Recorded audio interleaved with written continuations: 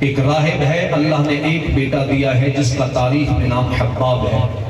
قد رانا، چمکتا چہرہ، دل نشیں آنکھیں، خوبصورت رنگ، ماں باپ کا چہیتا اکلوتا بیٹا۔ باپ نے کہہ رکھا تھا حباب زندگی کے ہر مسئلے میں اپنی رائے قائم کر لینا، لیکن جب تک تیری تعلیم، تیرا علم مکمل نہیں ہوتا، میرے کمرے مخصوص میں جا کر رکھے ہوئے صندوق کو کبھی نہ کھولا۔ تو حباب کہتے ہیں مجھے تجسس ہوا کہ کچھ تو ہے کہ جس کا پردہ داری کی جا رہی ہے۔ میرا باپ گھر نہ تھا، میں نے موقع پا کر باپ کے کمرے خاص میں جا کر میں نے دیکھا صندوق رکھی ہے، صندوق پہ مشک کی مہر لگی ہے۔ میں نے جا کے صندوق کو اٹھا کے اس کی مہر کو توڑ کے جیسے ڈھکن اٹھایا، اندر سے نور کی کرنیں نکلنا شروع ہو گئی اور ایک سفید شفاف ورق نکلا جس پہ لکھا تھا لا الہ الا اللہ محمد رسول اللہ صلی اللہ علیہ وسلم۔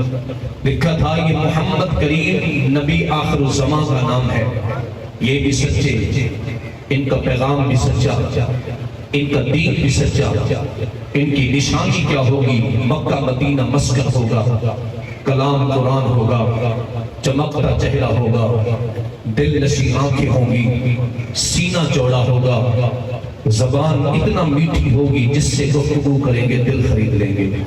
حباب نے فرد محبت پہ ڈوب کے پھر پڑھا، چمکتا چہرہ ہوگا، دل نشیں آنکھیں ہوں گی، کلام قرآن ہوگا، زبان میٹھی ہوگی۔ بے اختیار حباب کی آنکھوں سے آنسو بہہ نکلے۔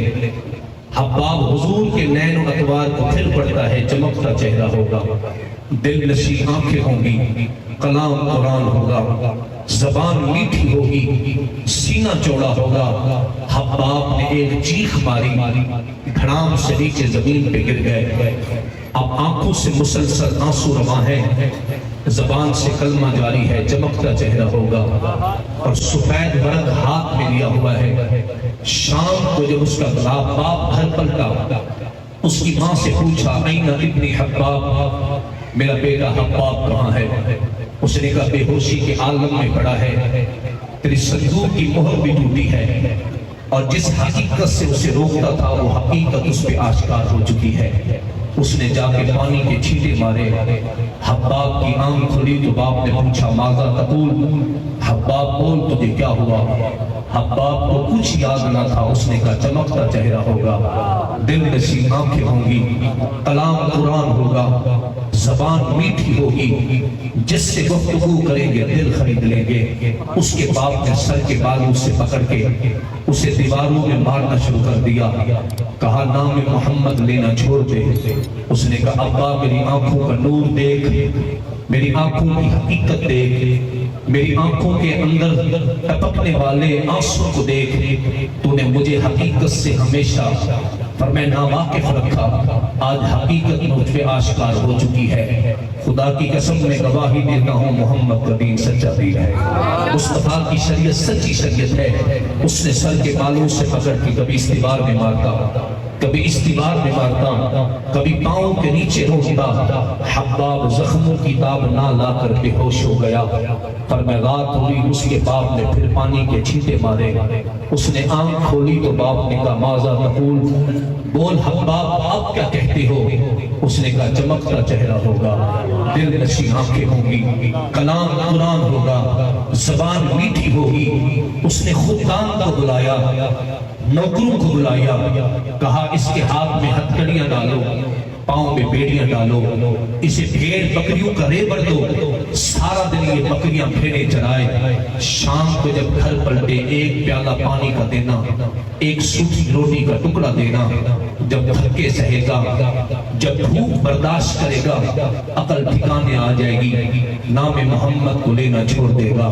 اس سے کوئی کلام نہ کرے، اسے کوئی سلام نہ کرے، اس کا حال تک کوئی نہ پوچھے۔ حباب دیوانہ وار جنگلوں میں بکریاں چلاتا ہے، جس سے سلام جس سے کلام کی بات کرنا چاہتا ہے وہ منہ موڑ کے چلا جاتا ہے. کیا حال سناواں دل دا کوئی محرم راز نہ ملدا, منہ دھوڑ مٹی سے پایوں سر ننگ نموز منایوں, کوئی پچھڑ نہ بہڑے آیوں الٹا عالم سارا کھلدا. کیا حال سناواں دل دا کوئی محرم راز نہ ملدا. حباب بکریاں چراتا ہے اور کہتا ہے چمکتا چہرہ ہوگا, دل نشی آنکھیں ہوں گی.